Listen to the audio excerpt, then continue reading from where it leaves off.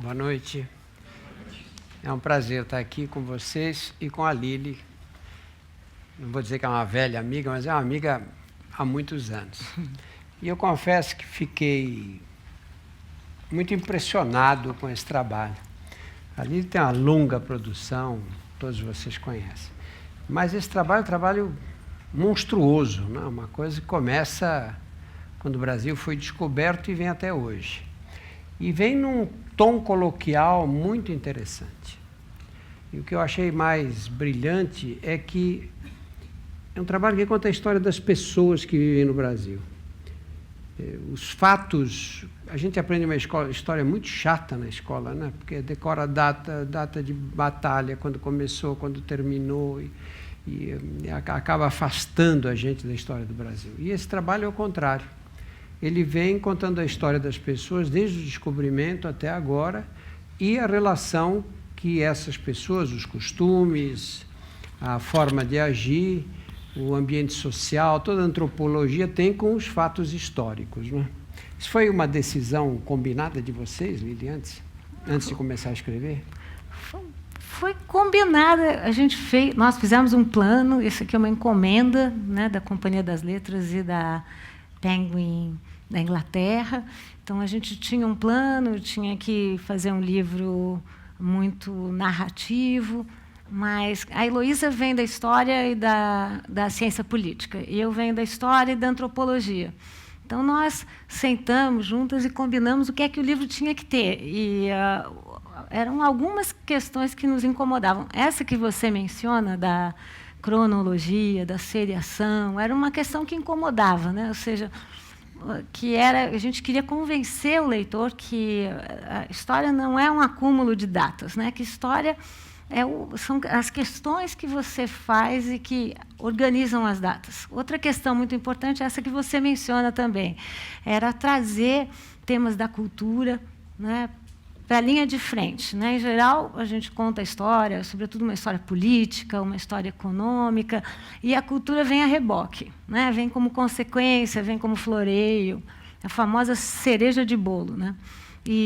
Mas ela não tem essa densidade de explicar um momento, de construir um momento. Então, nós tínhamos essa preocupação muito grande de que, a cada momento da história, os vários elementos da cultura, e cultura no plural, né, iam aparecendo. A música, os costumes, os rituais eram muito importantes,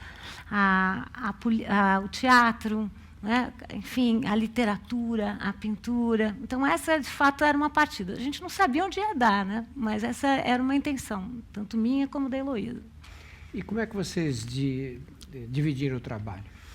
Bom, a Heloísa e eu já trabalhávamos há um bom tempo, e acho que só se faz um livro desse com uma pessoa que você tem intimidade, que você confia, e nós também tínhamos especialidades diferentes, né? Eu sempre fui lá nas Ciências Sociais, quando tinha aula trote, não tem mais isso. Quando eles, de alguma maneira, descreviam o que eu dava na aula, eles diziam, ela chega na hora, ela termina na hora, mas toda vez que ela falar, porque o nosso século é o XIX. Então, eu tinha essa especialidade do século XIX, esse era o meu século, né? Eu tinha trabalho sobre o século, a chegada dos portugueses, por conta da antropologia. E contra os meus editores aqui representados, Luiz, eu queria muito falar dos ameríndios, do perspectivismo e da importância desse Brasil antes de ser Brasil, né? Então, eu tinha essa especialidade do século XVI, tenho estudado a Primeira República por conta dessa biografia que eu estou escrevendo há um bom tempo e que interrompi para fazer esse livro, uma biografia do Lima Barreto. E a Heloísa, mineira que também tinha esse fla-flu São Paulo-Minas, né? Se a Heloísa estivesse aqui, ela já estava me corrigindo. E Minas? Onde entra Minas, né? Então, a Heloísa tem essa escrita linda, né? E esse Minas profundo, né? Então, claro, ela que tinha que escrever sobre a mineração, e a Heloísa foi a historiadora da Comissão da Verdade. Então, ela tem uma produção muito importante, muito significativa nisso que nós chamamos de história do presente, né? Então, eu acho que era uma boa combinação. Então, o modelo era assim: primeiro uma escrevia, a outra vinha, corrigia muito, brigava muito, porque a Heloísa sempre vinha com muita política, eu vinha com muita cultura, e os nossos dois editores, o Luiz Schwartz e o Otávio Marques da Costa, brigavam mais ainda com a gente. Então, os capítulos viraram um produto totalmente distinto. Alguns capítulos nós escrevemos juntas, mas eu não conto, não, porque as pessoas têm que descobrir quais são.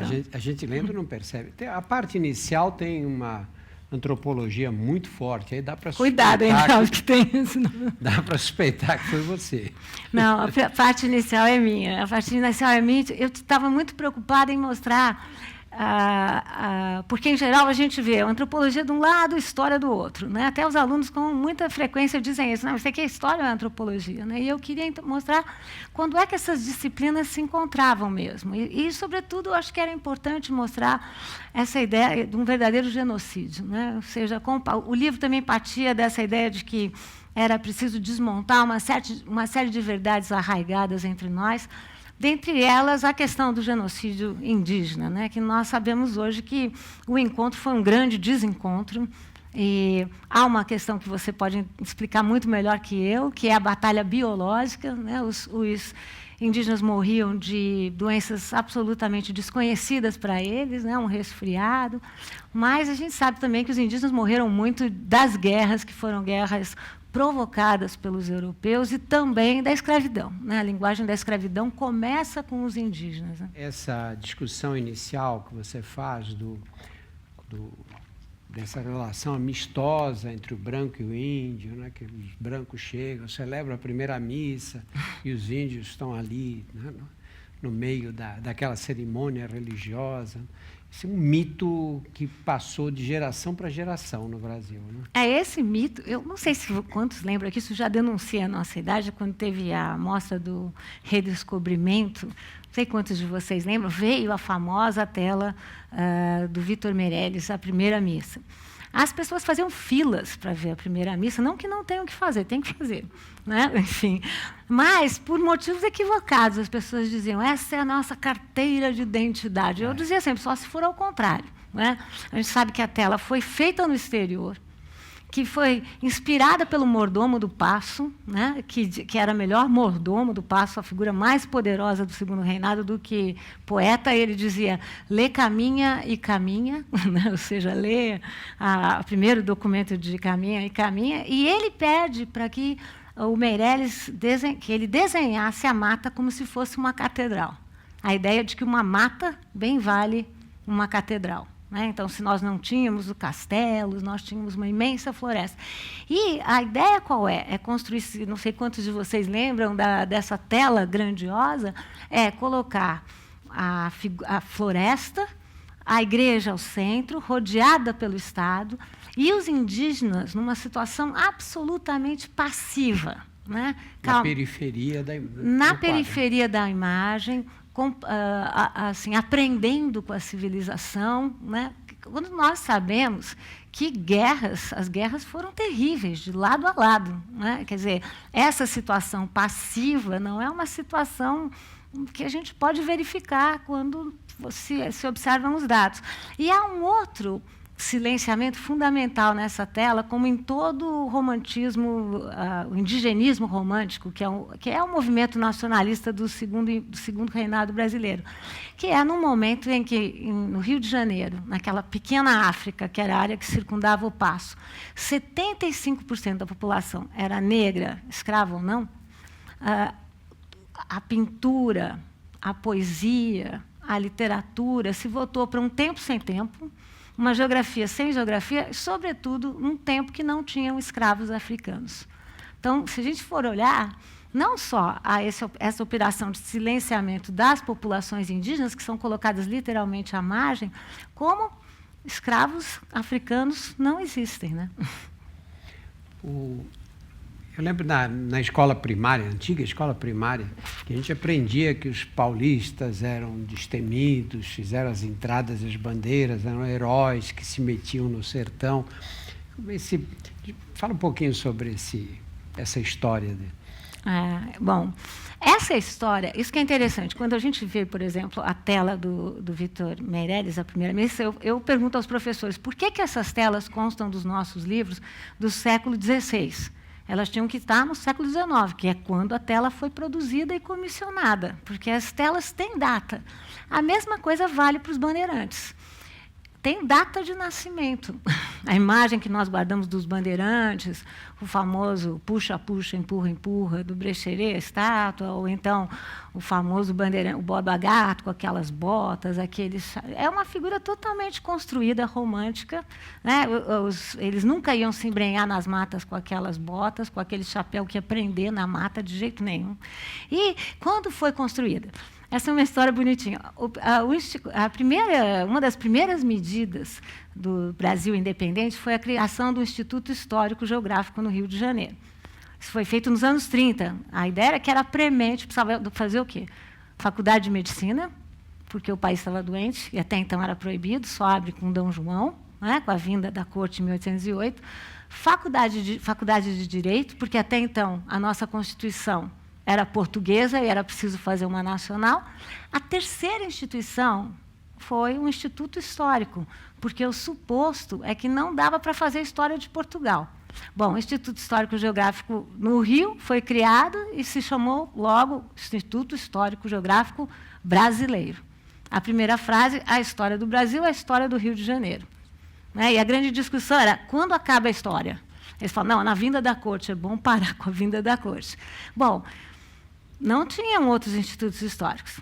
No final do século, se criou o Instituto Histórico Arqueológico de Recife. Recife logo disse que ia chamar arqueológico porque não podia ser histórico.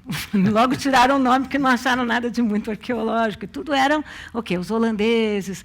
E faltava criar, com o Brasil que ia virando republicano e paulistano, o Instituto Histórico Geográfico de São Paulo, que foi criado com a República.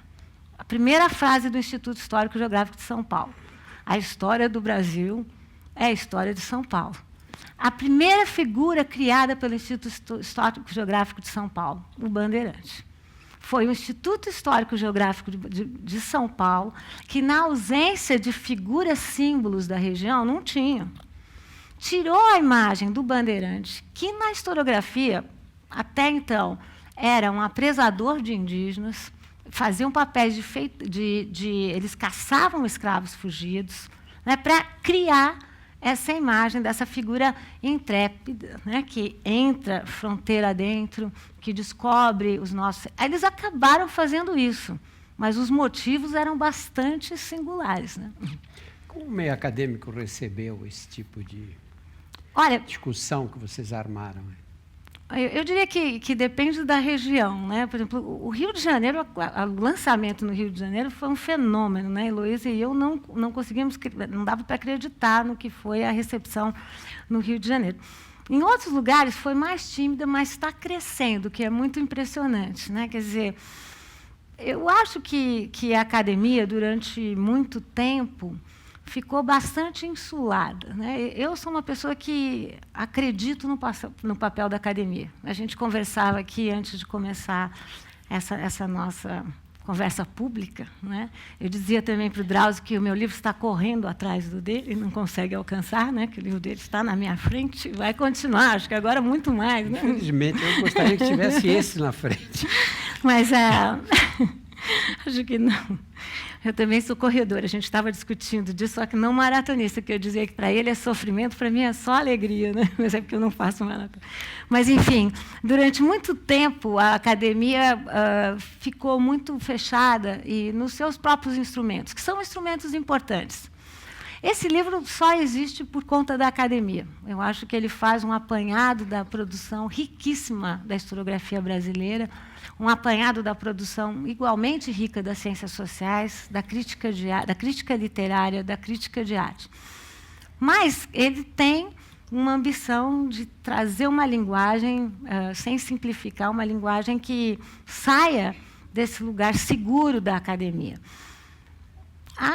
a situação é difícil. Como eu já faço isso há um bom tempo, e a Heloísa também, acho que eles já até se acostumaram. Né? Assim, não há outro jeito. É um pouco assim, ela é um pouco assim. Né? Eu já fiz o Dom João Carioca, com o Spaca, as Barbas do Imperador em quadrinhos. Mas acho que a academia tem que, um pouco, na minha opinião, se reinventar, sem perder os seus instrumentos, sem perder o seu rigor. É claro que eu não posso dizer exatamente qual é a diferença do meu livro para outros livros escritos por jornalistas. Eu não tenho nada contra, ao contrário. Eu acho que qualquer maneira, toda maneira de ler vale a pena, né? Se eu fosse fazer fazer um paralelo com a música do Milton Nascimento. Mas acho que talvez a nossa veleidade, o nosso desafio foi introduzir a riqueza da academia, as questões que a academia traz, os problemas que a academia traz, e entender que história não é solução, né? História é sempre problema. Eu nunca tinha lido nada dessa complexidade, porque a escravidão ou se discute de uma forma superficial, que representou aquilo, ou se entra na tragédia que viveram aquelas pessoas. Né? E vocês conseguem fazer uma discussão em profundidade de toda a economia relacionada com a escravidão, das relações entre os senhores e os escravos, e fica um relato tão pungente do sofrimento daquelas pessoas todas, mas colocado de um jeito que você vai entendendo com facilidade como se estabeleceram aquelas relações interpessoais, não é? Há um texto do Nabucco chamado Maçangana, que talvez é o texto mais discutido, enfim, do nosso pensamento intelectual brasileiro, porque é um texto absolutamente ambivalente. É aquele texto que o Caetano canta, né? A escravidão permanecerá por muito tempo. Há quem leia como uma ode à boa escravidão. Há quem leia como uma crítica à escravidão. Há quem leia como uma ideia de que, enfim, a escravidão é incontornável entre nós. Há quem leia como a visão de um grande senhor, né, da casa grande para com a senzala. Esse capítulo foi um capítulo escrito com muita indignação. Vou contar uma coisa aqui que vale a pena, da história da vida privada.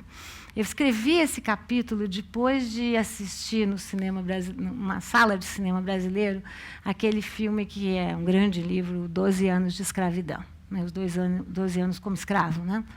E eu fiquei muito impactada com o filme, apesar de achar que o filme tem muito uma perspectiva só vitimista. Eram vítimas, sim, os escravos, ninguém nega que eram vítimas, por isso que no livro nós chamamos de escravizados e não escravos, porque escravizado é uma circunstância, não é uma definição. Né? Ninguém foi escravo no passado.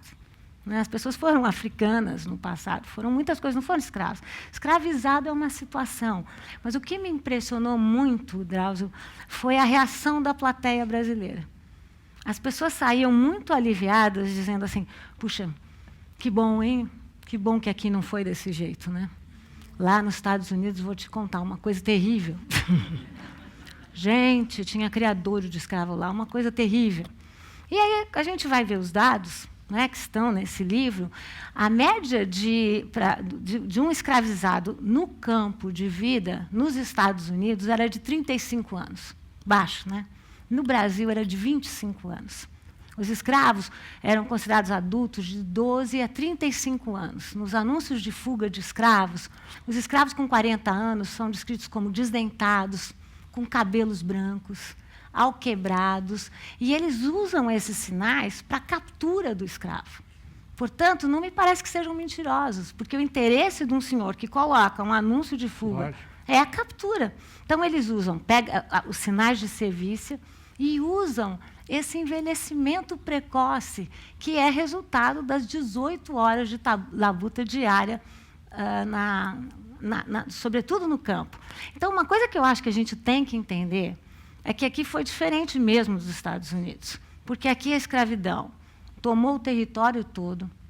A escravidão, o Brasil recebeu 40% da população africana que deixou compulsoriamente o continente. Esses são dados irrefutáveis. E mais, fomos o último país a abolir a escravidão no Ocidente. Existe escravidão no mundo ainda? Existe. Existe escravidão no Brasil?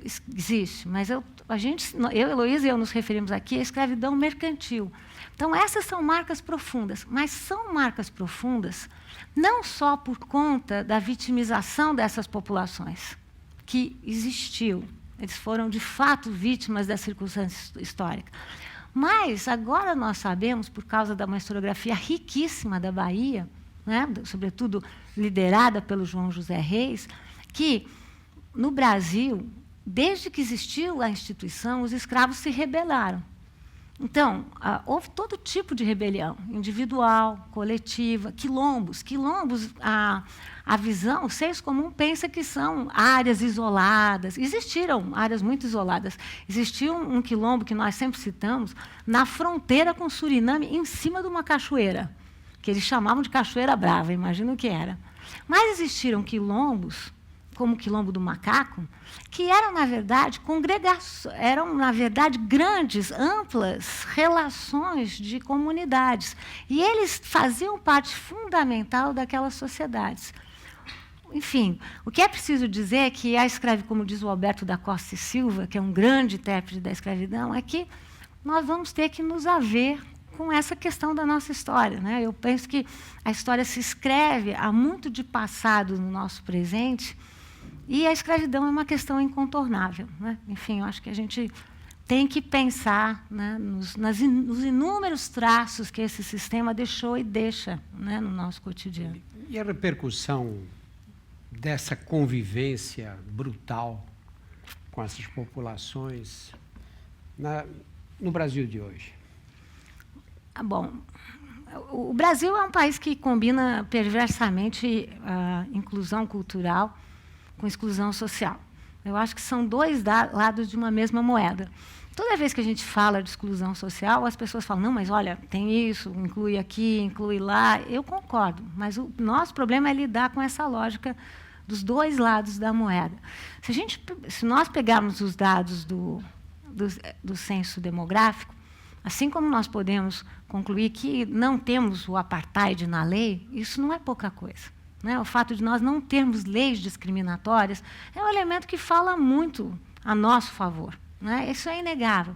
Por outro lado, se nós tomarmos os censos, é muito fácil verificar como raça, e eu não me refiro à raça biológica, olha com quem eu tenho que falar.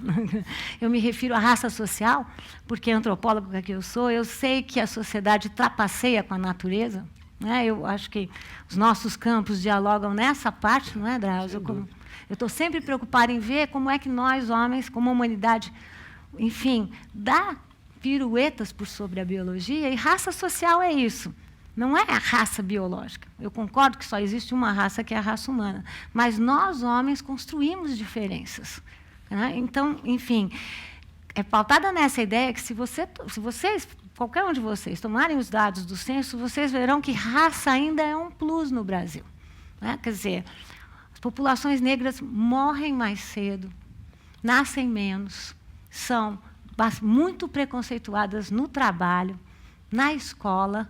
E se vocês pegarem os dados do judiciário, nós sabemos que negros, se você pegar um negro e um branco, que estão entrando no sistema da justiça por conta da mesma penalidade, o negro tem 25% de chances a mais de acabar na cadeia do que um branco. Isso se nós não formos pensar sobre o que são as batidas policiais. Né? As batidas policiais visam, é claro, os carros mais antigos, os carros mais detonados, mas todo mundo sabe qual é a cor mais parada pelos policiais. Né? Então, enfim, são essas práticas, quando o corpo conta, o corpo diz, né? O corpo fala, né? Que vão aparecendo. Na época da escravidão, um escravizado que tivesse conseguido a liberdade, a alforria era uma espécie de franja da escravidão, era uma escapatória, uma especificidade do sistema brasileiro, apesar de, até o século XIX, não corresponder a mais do que 1% ao ano. Então, a gente também tem muita fumaça em torno de um elemento muito pequeno, mas ex-escravos libertos, que percorressem o interior do país com um passaporte, podiam ser apreendidos por suspeita de escravo. Hoje nós sabemos como toda uma geração de meninos negros são socializados na ideia de mostrar humildade diante da polícia, sobretudo se são negros, porque senão vão apanhar feio, né? Então, enfim, acho que essas são recorrências, são elementos teimosos da nossa história que estão absolutamente presentes no nosso cotidiano. Você acha que um dia nós vamos nos livrar disso? Só se Porque aqui no Brasil muita gente diz, não, o Brasil não tem preconceito, o preconceito é contra pobre, porque também tem preconceito contra branco pobre. Tem muito preconceito. Eu acho que nós vivemos muitos preconceitos, preconceitos de gênero, né? Eu podia escrever esse livro todo sobre o gênero, essa pergunta podia ser sobre gênero e discriminação de gênero, discriminação de sexo, né? Porque não são a mesma coisa, discriminação de região, né? Quer dizer, temos discriminações tremendas em relação às diferentes regiões do país, sabemos disso, né? Provérbio é um pouco isso, é uma coisa que todo mundo diz, ninguém pensa, né? Então, o velho provérbio de que os nordestinos tomaram muita insolação e por isso pensam menos, né? Provérbios podem ser politicamente incorretos, esses são preconceitos de região. Temos preconceitos de geração, né? Sabemos como a gente muda os nomes, mas, enfim, como é que nós tratamos a velhice tem um problema, né? Ela é quase um vácuo na nossa sociedade. E temos, sim, um problema muito grande com relação aos padrões raciais. Eu acho que no Brasil não existe racismo bom, todos os racismos são perversos. Mas eu uso no plural porque o nosso racismo é um racismo muito silencioso. E parte do nosso racismo tem esse tipo de discurso, a ideia de que nós não temos. Mas todo mundo reconhece que o outro tem. Eu, com grande facilidade, diria que eu não tenho, mas o Drauzio tem. Vou provar para vocês que ele tem. Isso nós fazemos com grande recorrência. Eu acho que uma forma de superar o racismo é falando dele.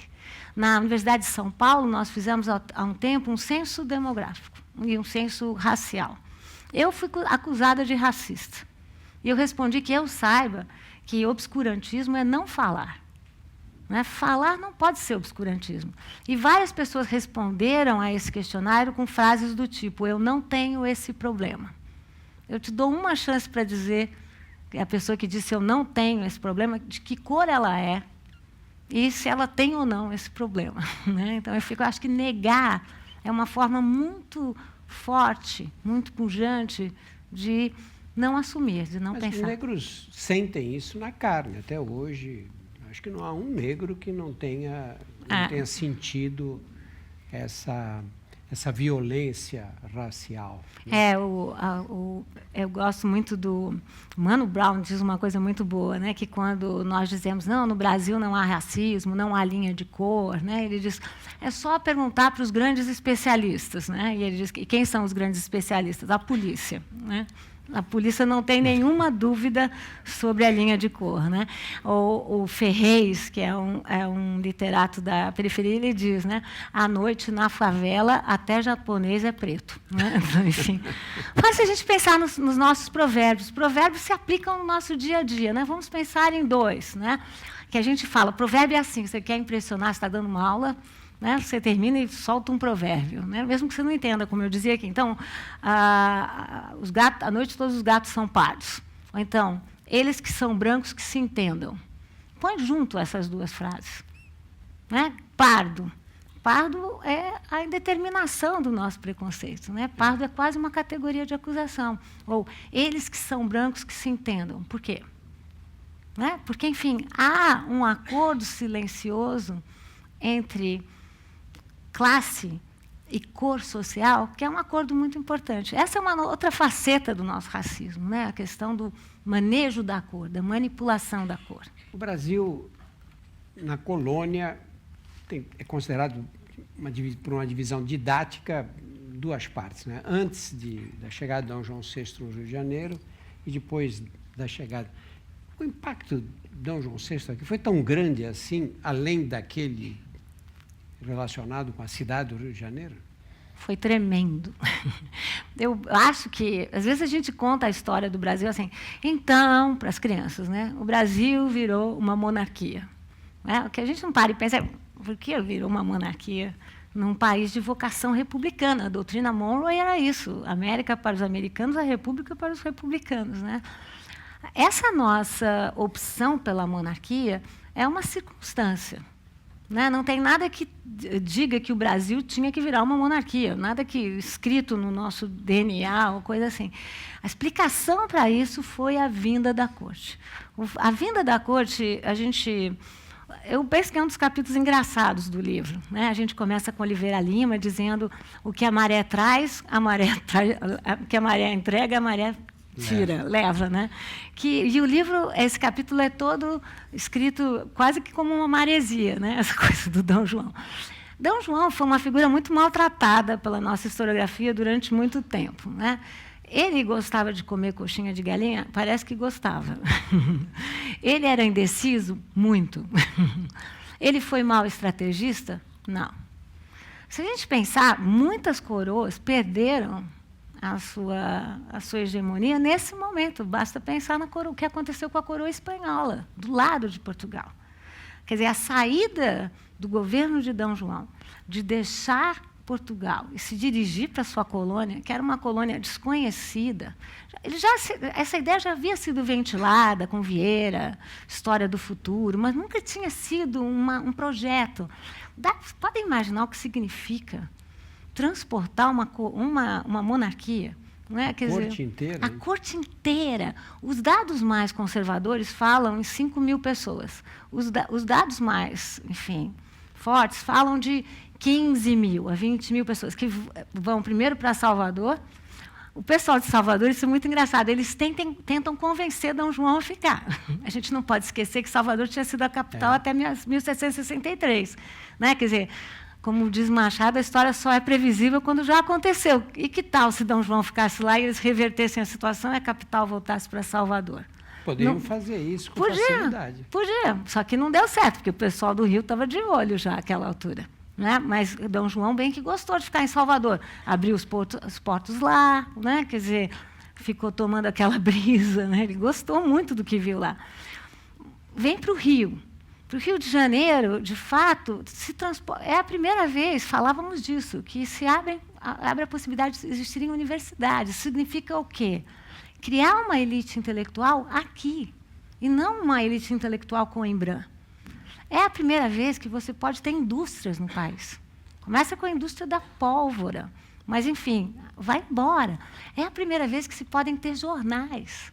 Não se podia ter jornais. O controle da monarquia portuguesa era muito maior que o controle da monarquia espanhola. Basta vocês verem a idade das universidades, né, da América Espanhola, contrastadas com as nossas universidades. É fato, eu entendi a sua pergunta, porque a maioria dos benefícios ficam no Rio de Janeiro. Mas a história não tem volta para trás. Então, com a corte veio uma autonomia. De fato, o Brasil começou a gerir esse império, que era um império que tinha pontas no Oriente. A gente esquece disso, que era o Império Português, e que é gerido do Brasil, sobretudo quando o Brasil vira, em 1815, Reino Unido de Brasil e Algarves.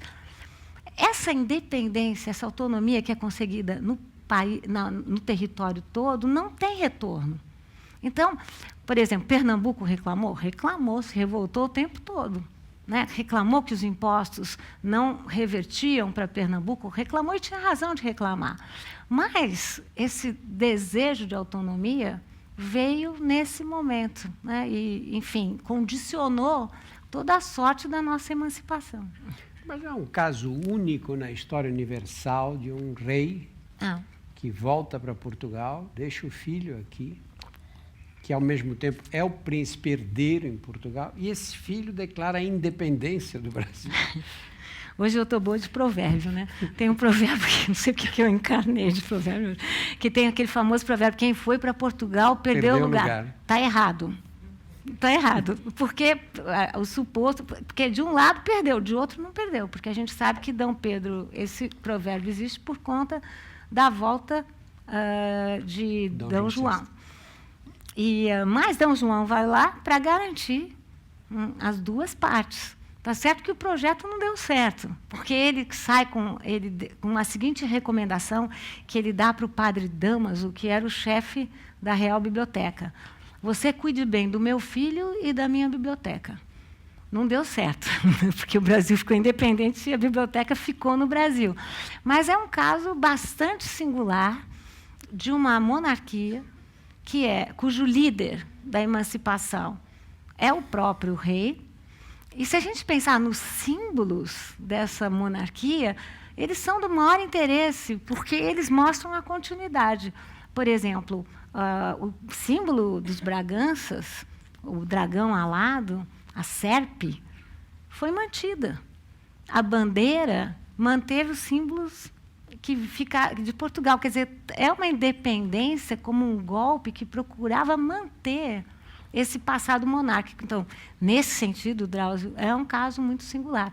E não é à toa que as repúblicas vizinhas desconfiaram muito da independência brasileira, assim como os Estados Unidos, né?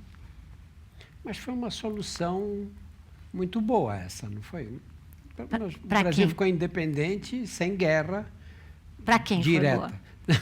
Para o Brasil? Te pergunto. Para o Brasil. Como você Drummond, compara, né? com os movimentos de libertação na América Latina, para não falar da África, não? Aqui. Foi boa se a gente pensar nessa elite, que a gente sabe que a elite brasileira é boa de fechar junto, né? Vamos ver agora, né? Mas quando tem crise, fecha junto, né? Não tem problema, não tem cisão, né? Fechamos junto. O caso da independência brasileira, na época da independência, a elite estava toda partida. Tanto que os deputados brasileiros que foram para Portugal, os deputados de Pernambuco queriam reclamar do Rio de Janeiro. Os de Salvador queriam reclamar de Pernambuco. Né? Estavam todos divididos. Porque eles acreditavam que a rebelião do Porto era, como diz o nome, rebelião liberal do Porto. Então, eles achavam que era liberal para o Brasil e para Portugal. Só que a rebelião era só liberal para Portugal. No que se refere ao Brasil, queria o quê? A recolonização. Esses deputados voltam e falam, a coisa vai engrossar para o nosso lado. Então, essa elite, que era profundamente dividida, opta em fazer uma independência que manteria a coesão do território. Por exemplo, se vocês repararem no mapa da América do Sul, a gente pode achar, nossa, como o Brasil é grande, né? A natureza que é grande.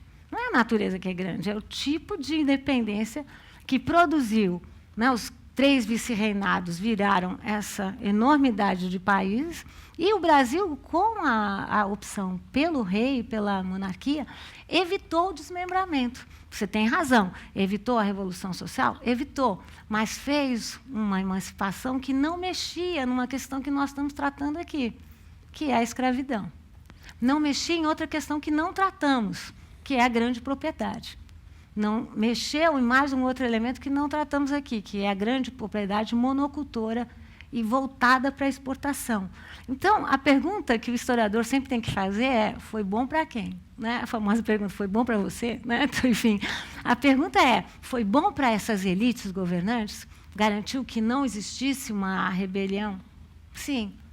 Mas, pensado nesse povo miúdo e na história da escravidão, foi muito ruim, né? Porque fortaleceu essa elite que se pautava na escravidão. A história é sempre difícil você saber como teria sido se não fosse. Né?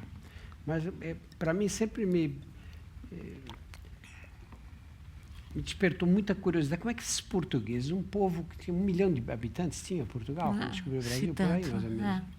Como é que conseguiram manter um país desse tamanho? Você sobe o Rio Negro, vai lá no fundo, chega para lá de São Gabriel da Cachoeira, tem uma fortaleza que eles fizeram lá no século XVII, naquele lugar que é difícil você chegar hoje com todo o conforto dos aviões, dos barcos, etc. Como é que conseguiram fazer isso? Segurar um país com toda essa dimensão, um povo, um número de habitantes tão pequeno? Porque Portugal, essa pergunta é ótima, eles dão o pulo do gato, né? Eles constroem, a gente chama também de um sistema colonial. O sistema colonial português variou também quando a gente pensar que era um sistema colonial plástico. O problema de Gilberto Freire, na minha opinião, de falar da plasticidade dos portugueses, não está na descoberta da ideia da plasticidade, está na adjetivação da plasticidade. Quer dizer, eles são plásticos, então isso é muito bom. Eles são plásticos. Se é muito bom, não, nem sempre.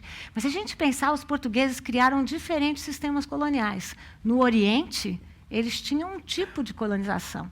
Na África, uma colonização de entrepostos, só das fronteiras, porque não era preciso colonizar o resto.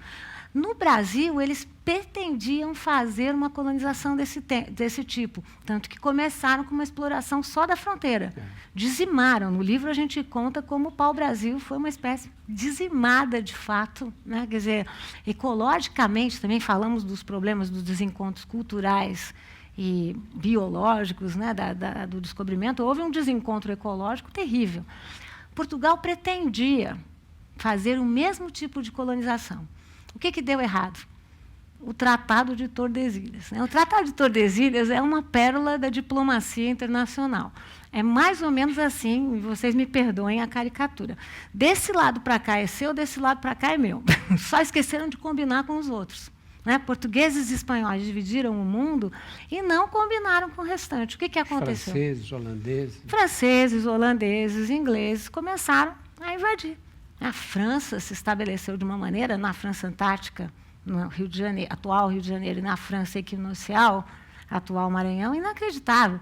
O domínio holandês, todos sabemos o que foi, né? E a importância e a profundidade da colonização. Então, Portugal se reinventou da seguinte maneira, construindo uma colônia de exploração, de fato. A colônia inglesa. Esse é um modelo do Celso Furtado que a gente questiona um pouco, porque ele é um pouco esquemático, né? Falando da colônia de exploração, colônia de povoamento, dizendo que as colônias inglesas eram colônias de povoamento e as colônias portuguesas eram de exploração. Variou.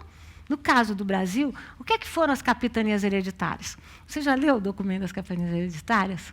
Não. Eles doam para donatários, e o texto é mais ou menos assim. Daqui desse canto que eu conheço do litoral, até onde você quiser entrando, é seu. Quer dizer, não tinha mapa. Era dividido a partir da costa. A partir da costa, em trechos retos, não respeitava acidente geográfico, não respeitava nada. E qual foi o pulo do gato e por que se enraizou tanto entre nós? A escravidão.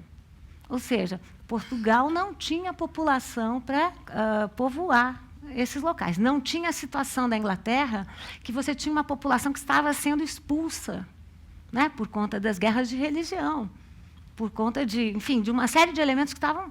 A Inglaterra estava expulsando a sua população, Portugal não. Então, era preciso entrar com o trabalho compulsório. Primeiro se tentou usar o trabalho indígena. Não deu certo, porque é muito difícil escravizar alguém na própria terra. E aí, a escravidão compulsória africana virou um grande negócio. No final do século XVI, o tráfico rendia mais do que a cana-de-açúcar. Porque era uma maneira de manter os navios sempre cheios. E a cana voltava escravizado. E os preços, como Portugal dominava as pontas, dominava as feitorias na África e dominava o abastecimento, era um negócio com uma lucratividade incalculável. Quer dizer, há trabalhos como o do Herbert Klein agora que mostram que os lucros auferidos com o tráfico eram, de fato, mesmo com a mortandade elevada da viagem, muito elevada, eram, de fato, inacreditáveis. Então, Portugal foi muito criativo. Né? A gente não tá aqui, eu não estou aqui julgando se foi bem ou não, mas, enfim, como saída, foi uma saída absolutamente inventiva. Né? E quando nós chegamos na fase da República, né? Como aconteceu aquela desintegração ali naquele momento que levou à tomada de poder pelos militares? Bom, o Império foi um momento muito interessante do Brasil, na minha opinião, porque o Império, de novo, essa equação inclusão e exclusão, né? O Império foi um momento... Pedro II talvez foi o grande estadista que conhecemos, né? Quer dizer, é possível dizer que ele vai governar num momento de pujança do café, de uma maré econômica favorável. A gente sabe que isso é sempre importante, né? Ninguém inventa um milagre, mas ele foi um estadista no sentido de contemplar as diferenças, de priorizar a educação, de fato priorizou, não vou negar, mas, ao mesmo tempo, tardou com a questão da escravidão. O grande momento que marca o apogeu e a queda do Império é a Guerra do Paraguai.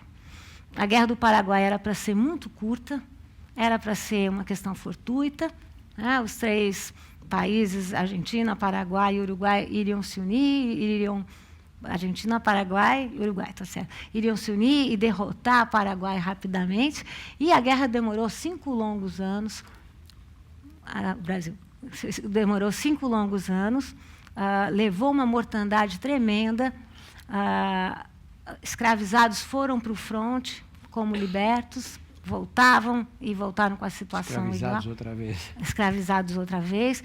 Então, após a Guerra do Paraguai, se monta os grupos abolicionistas, que foram muitos. A abolição vai virando uma questão do coração, né? Uma questão de vontade popular, a partir de 1870, e só faz crescer, Drauzio, é impressionante, e se monta o Partido Republicano. Então, o que vai acontecendo é que, de 70 a 89, a gente vai vendo o Império cada vez mais isolado. Quando ocorre o golpe da República, a instituição Império já não tinha força nenhuma. Quem segurava o Império, por incrível que pareça? Pedro II. Tanto que Deodoro costumava dizer que ele preferia que o velho morresse antes.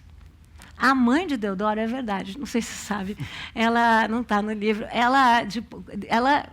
ela nunca mais fala com Deodoro desde que ele proclamou a República. Ela, enfim, decreta guerra a Deodoro, fala que não fala mais com ele, que ele teria feito uma grande maldade. Dizem que a família imperial foi mandada embora de madrugada porque o medo não era o medo de que a família imperial fosse hostilizada. O medo é que a população viesse a favor da família imperial. Quer dizer, Dom Pedro era uma figura popular mesmo, tanto que ele vai embora e o fantasma da monarquia continua. Mas a instituição, propriamente dita, não tinha mais força. E o Império briga com a Igreja, briga com os grandes proprietários. E o que vai selar a sorte do Império é a Lei Áurea, em 1888. Porque ele desagrada a todos. De um lado, é uma lei muito curta, né? A partir dessa data não há mais escravos no Brasil. Por parte dos grandes proprietários do Vale do Paraíba, que eram os que tinham ainda parte do seu cabedal muito concentrada na escravaria, eles aguardavam uma abolição com indenização, que não existiu. Então, rompem, e eles são os republicanos tardios, ou republicanos de última hora. São os últimos republicanos a aderirem ao partido. Por outro lado, né, no que se refere aos movimentos populares e abolicionistas, a lei não previu o quê? Como é que essa população ia ser inserida? Lógico. Como seria o day after dessa população? Não houve nenhum programa. E, ao contrário, desde a década de 70, começam os primeiros projetos de incentivo aos imigrantes, primeiro europeus e depois orientais. Essa é uma população que não estava preparada para competir, sobretudo nas cidades. E é uma população que aflui as cidades, quer ganhar as cidades. Então, muito dessa conformação que nós conhecemos hoje, né, com as cidades e os seus arredores, né, cuja coloração é basicamente negra, né, como diz o Lima Barreto, nos subúrbios tudo é uma grande gradação de tonalidades do negro, vem desse momento, do day after da abolição. Então, o Império conseguiu desagradar a todos, não é à toa que cai logo após, né, a abolição. E esse começo tumultuado da República? Né? Bom, eu acho a Primeira República um período muito interessante, né? Tanto que no livro, Heloísa e eu, nós defendemos a ideia, que é uma ideia que não é nossa, que vem de uma historiadora que eu gosto muito, a Ângela de Castro Gomes, que esse nome República Velha foi um nome, não sei se vocês sabem, foi um nome criado pelo governo de Getúlio Vargas, que chamou a si logo de Estado Novo. Né? A contraposição entre novo e velho é muito forte, né? Quer dizer, o governo de Getúlio seria novo. E a Primeira República, que era o nome que tinha, né? Primeira República, porque, enfim, assim que nasceu, né? Nasce dos primeiros, né? do começo, logo vira velha. Essa ideia de velha é uma ideia correta, novamente, e incorreta também. O historiador tem essa mania, né? A gente acha que vai concordar e discorda, né? Um pouco do movimento da história.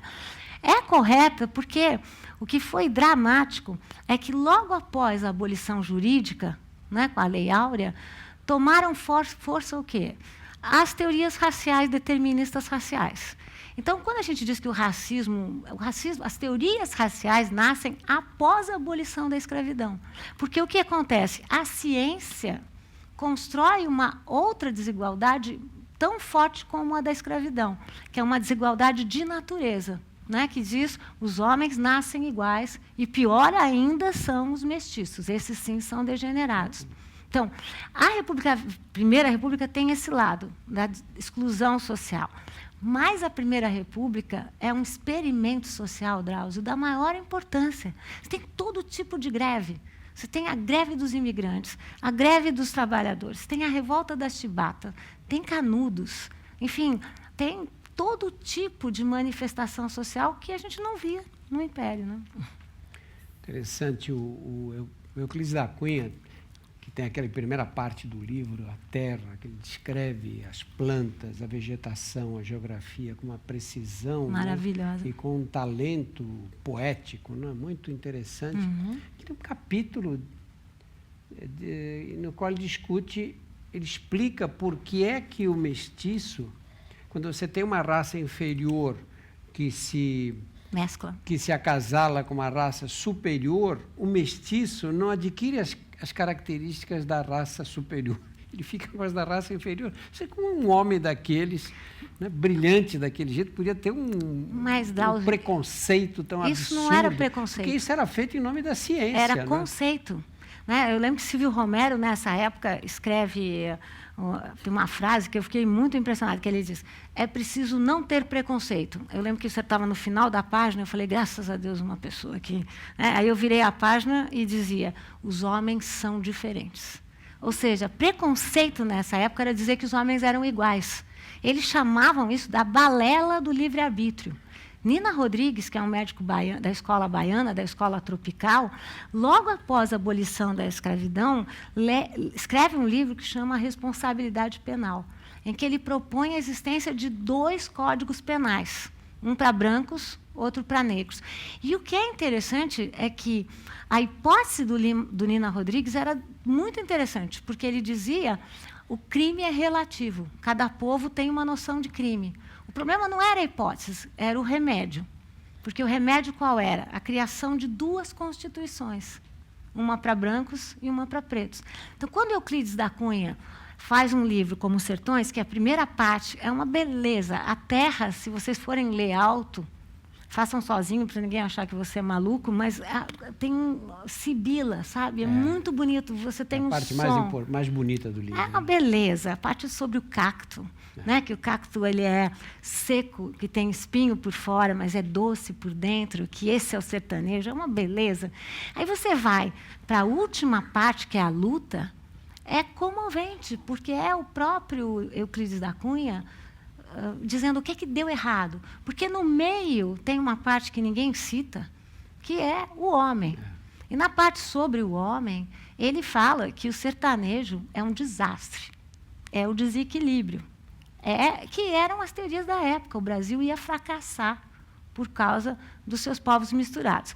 E quando ele vai para a luta, o que vai acontecer? A teoria não dá certo. E ele acaba dizendo... o oposto, né? E ele acaba dizendo que o sertanejo é um forte. Né? Quer dizer, ele acaba totalmente vencido, né, pela força do sertanejo, que, enfim, com tão pouco, ele faz tanto, né? Ele reage tanto, ele resiste tanto, ele é tão valente. Né? Aí o Brasil passa por essa confusão toda, por essas rebeliões, por tudo, e acaba chegando no Getúlio Vargas. Né? E personalidade absolutamente controversa, não é? Totalmente. E eu acho que a maioria das pessoas que falam do Getúlio, políticos falam muito dele, não é? E falam com grande respeito, admiração, acho que não conhecem direito a história do Brasil, não é? Eu penso que cada um carrega o seu Getúlio, né? Um Getúlio para chamar de seu, né? Porque eu fico pensando, Drauzio, que há um primeiro Getúlio. Getúlio foi tudo, né? Quer dizer, se você quiser contar num átimo a história do Brasil, conta do Getúlio, porque ele foi o nosso pai dos pobres, né? Foi quem deu as leis, deu. Olha lá como a gente fala, deu não, né? Quer dizer, foi uma luta política danada, mas, enfim, as nossas leis trabalhistas. Né? Ele foi um populista, ele foi um ditador. Ele aderiu, a gente sabe, né? O Lira nos mostra tão bem, né? Ele foi isso tudo, né? Quer dizer, então é um político muito difícil de domesticar, né? E acho que, enfim, temos o Boris Fausto, Lira, que lidam tão bem com esse personagem, porque ele é muitos. E acho que não vale a pena tentar achatá-lo a partir de um primeiro momento do caudilho, ou de um segundo momento, ou do momento em que ele se mata. No livro, nós desenvolvemos uma tese que é arriscada, mas que está chamando muita atenção, que é o momento do suicídio do Getúlio Vargas, que é um momento dramático da nossa história, mas que, enfim, o povo fez a democracia, porque o povo afluiu às ruas com uma força que uma pessoa como Lacerda não imaginava. Quer dizer, eles achavam que Getúlio estava vencido, e ele se reinventa, né?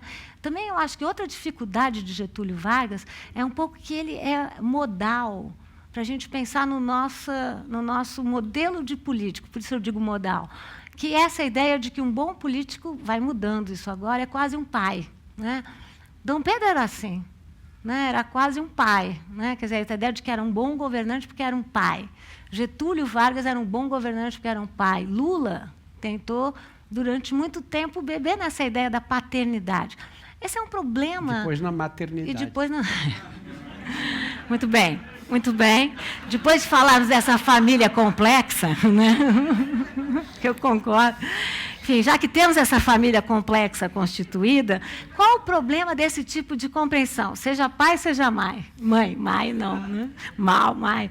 É porque nós pensamos a política como um efeito da relação pessoal e não pública. Isso é uma tese que nós desenvolvemos muito do livro desde o começo, que é essa questão de que, no Brasil, nós temos uma relação muito complexa entre o público e o privado, né? Nós começamos o livro dizendo que o nosso primeiro historiador, o Frei Vicente, já começava a dizer que, no Brasil, todo mundo é casa e ninguém é república, né? O Cabral, quando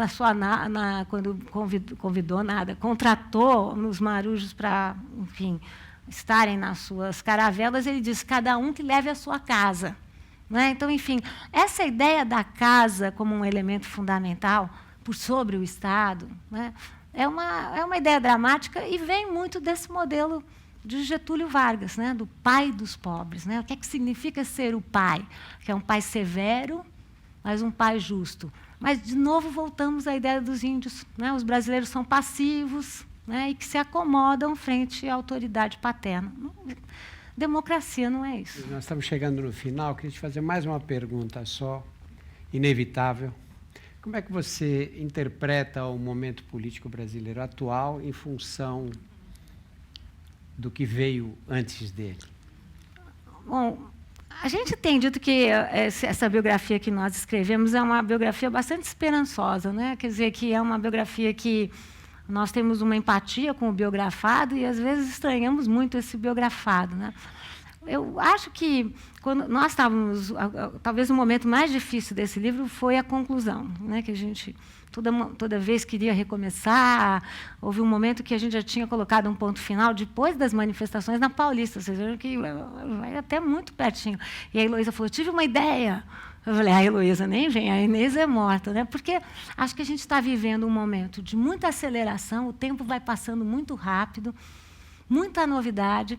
Esse era um problema do nosso livro. O que a gente podia colocar no livro que não ficaria datado muito rapidamente? Quais eram os processos que se encerravam e que nós, como historiadoras, podíamos dizer: olha, aqui eu enxergo como se encerrou. Mas, sobretudo, quando nós estávamos encerrando esse livro, que, portanto, acho que era janeiro, né, desse ano, já era um país muito indignado, muito nervoso, muito indignado, com muita vontade de entender, com muita vontade de lidar com as suas ambivalências, e que talvez um momento muito republicano. Né? Quer dizer, nós dizemos isso, e eu estou aqui, corro o perigo de me repetir, mas acho que isso é importante. Quando o Cunha diz que a nossa democracia está em questão, não é a democracia que está em questão. Talvez ele está em questão. Né? A instituição está forte, tanto que pode colocar o Cunha em questão. Então, as instituições democráticas estão fortes. Né? Por mais que, enfim, estamos vivendo um momento muito delicado, As instituições constituídas estão lá, estão cumprindo o seu papel, e penso que nós, brasileiros, devemos lutar para que elas continuem cumprindo o seu papel.